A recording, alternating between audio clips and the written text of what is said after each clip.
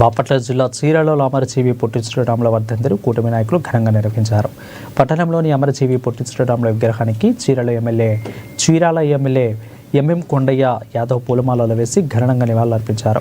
ఇక ఆంధ్ర రాష్ట్ర అవతరణ కోసం అమరజీవి పొట్టి శ్రీరాములు 58 రోజులు అమర నిరాహార దీక్ష చేసి తన ప్రాణాలను త్యాగం చేశారని ఎమ్మెల్యే కొండయ్య తెలిపారు. ఇక ఆయన త్యాగ ఫలితంగానే ప్రత్యేక ఆంధ్ర రాష్ట్రం ఆవిర్భవించిందని అన్నారు. పొట్టి శ్రీరాముల ఆశయాలను ప్రతి ఒక్కరూ స్ఫూర్తిగా తీసుకుని రాష్ట్ర అభివృద్ధికి కృషి చేయాలని అన్నారు.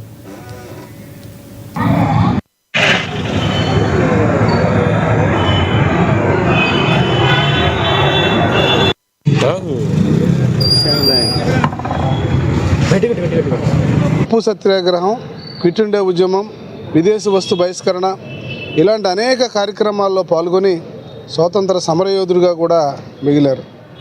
ఆ తర్వాత కాలంలో స్వాతంత్రం రావడం, అప్పటికి ఇంకా మన మద్రాసులోనే ఉండడం వల్ల వారు ఆయన మనసుకు బాధ కలిగి నా తెలుగు వాళ్ళందరూ కూడా ఇబ్బంది పడుతున్నారు, మాకు ఒక ప్రత్యేకమైన రాష్ట్రం కావాలి, మేము ఎంతకాలం ఈ మద్రాసులో ఉంటామని చెప్పేసి వారు 58 రోజులు నిరాహార దీక్ష చేసి అమరులయ్యారు. దాని తర్వాత భాషా ప్రయుక్త రాష్ట్రాల కింద నాటి తెలంగాణ, ఆంధ్రప్రదేశ్ను కలిపి ఒక రాష్ట్రంగా ఏర్పాటు చేయడం జరిగింది.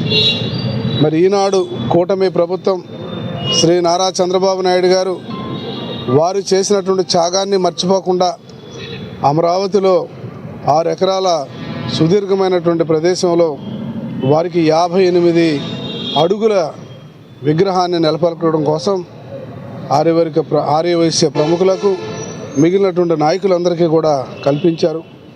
ఎప్పుడు చూసినా పొట్టి శ్రీరాములు గారిని ప్రజలు గుర్తుంచుకోవాలా, వారు చేసినటువంటి త్యాగాన్ని మర్చిపోకూడదని చెప్పేసి ఈరోజు కూటమి ప్రభుత్వం చంద్రబాబు నాయుడు గారు ఈ యొక్క కార్యక్రమాన్ని మొదలుపెట్టారు.